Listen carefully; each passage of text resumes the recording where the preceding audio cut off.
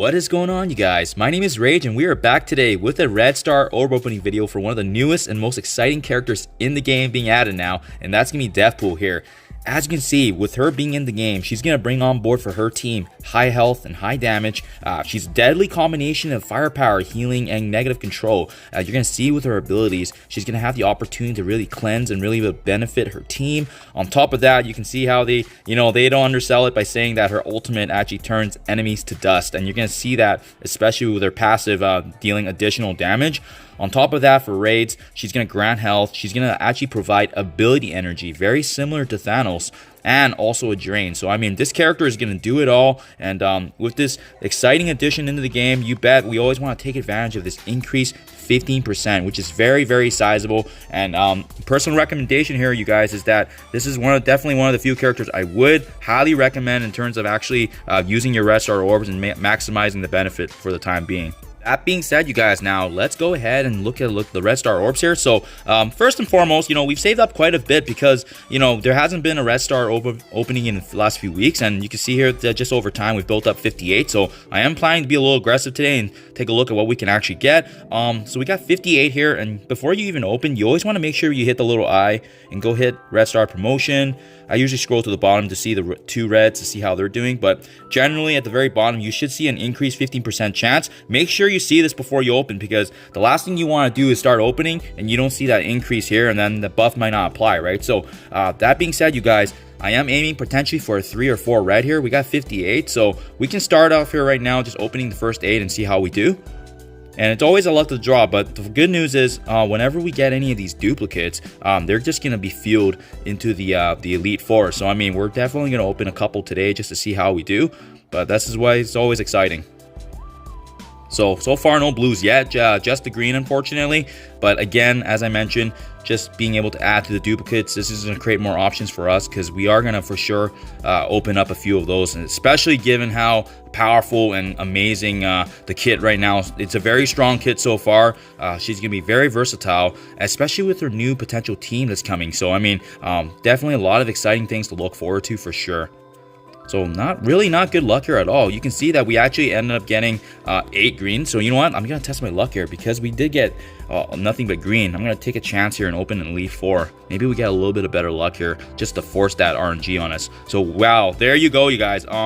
Didn't have good luck with the 2 regular 3 reds or whatever, but by pushing it to Elite 4 here, saving up that bad energy from there, worked out for me. So I'm extremely happy. That is likely where I'm going to stay right now in terms of opening, but I may try a little bit more later on as I progress and see how the rest of my alliance is doing. But that being said, you guys, let's quickly dive into Deathpool's kit here and really take a look at what she's going to bring to the table, especially T4 recommendation wise. So first and foremost, just a really BA skin here. I'm loving how she looks. It's going to be amazing just to see her in combat and have that synergy with her new team. Fatal Flourish is her basic attack, and with this attack, it's one of the few in the game that actually heals herself for 10% of max health. You can see that she actually does clear death proof if the enemy has it. On top of that, if the enemy is a minion, she's actually going to do additional damage. So that's going to be the key thing different about her. On top of that, if the negative effects are removed, she's also going to be gaining additional health per effect removed. So that's really nice to know. So potentially a skirmisher, potential ISO 8 here. On top of that, if you were to T4 this up, you can see here she also has a chance to actually 50% chance to flip the stealth and speed up on primary and secondary targets. So this is really going to kind of get a chance to strip away those that are hiding, such as Black Widow, Nick Fury's team when they have operatives. And then lastly, by T4ing this, it's always guaranteeing the stealth and speed flip on these primary and secondary targets. So this is really nice. It's going to really be able to take away those enemies that are hiding away from combat. So good to know. I would recommend T4ing this, because I think that's very notable, especially with those characters being in stealth and that are able to shoulder away from damage. She'll have that capability to bypass that. Next, Dance Macabre. So I'm not sure if I'm pronouncing that correctly, but that's her special here. And you can see that this is going to be the main one for actually transferring negative conditions from herself to the primary target that she aims for. And on top of that, she's actually going to be able to actually steal 5% health from the primary and adjacent targets to redistribute to herself and Mystic allies. As you level this ability up, you can see the negative conditions actually improve overall. And she's also going to be able to actually spread the negative effects from the primary target to all adjacent targets. So, I mean, it almost becomes like a mini Hela effect right there. By T4ing this, you're going to get the full cleanse here in terms of stripping everything away from her and actually spreading those negative conditions to the primary and adjacent targets. So, well-rounded ability, does great amount of damage, transfers negatives. Honestly speaking, very, very powerful. I would also recommend T4ing this ability, just having that full opportunity to actually cleanse all the negatives on her. Why not, right? And you take full advantage of the fact that she's powerful and she's able to actually spread that and create an opportunity out of it. Reap what you sow is her ultimate, and my goodness, that get better in terms of the naming for her ultimate here. In this ability, she once again clears the death proof from the primary target and deals additional damage. And you can see the damage is actually scaled based on how many charges she has on her. And for this attack especially, she has the extra focus. So this attack likely will always bypass the resistance, so you'll always be able to land, so that's good.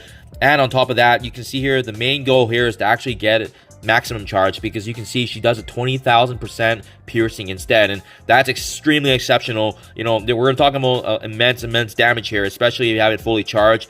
And as you can see, it's unavoidable and can't be blocked. So, you know, I wouldn't even worry about the damage component as you level this up. It's really that piercing we really want to aim for. And you can see as you level this ability up, she's going to also apply bleed. So the T4 does apply 2 bleed for 2 turns to the primary target. So the increase here in damage is really the key reason we want to T4 it. Personally, I would focus more on the basic and the special, but this is definitely icing on the cake if you need it. I think level 6 is going to do quite the job already, especially with that significant piercing. Definitely not the ability I would prioritize first when we take a look at the basic and the special. Last but not least, with Deathpool's passive here now, Death comes for us all. And with this ability, actually, on the enemy Death, she's actually going to be able to replenish herself and attack the most injured enemy for 130% damage. So essentially, every time someone dies, she's going to heal, and she's also going to attack. And as well, you can see she also has that opportunity to clear a positive effect if they have anything.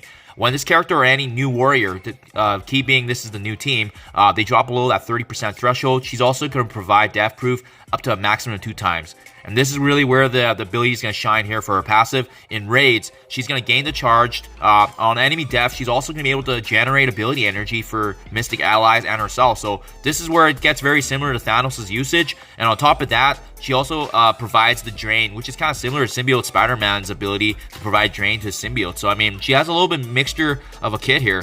As you level this up, you can see here that she also provides the opportunity to fill up the speed bar for herself. She's also going to improve the overall health.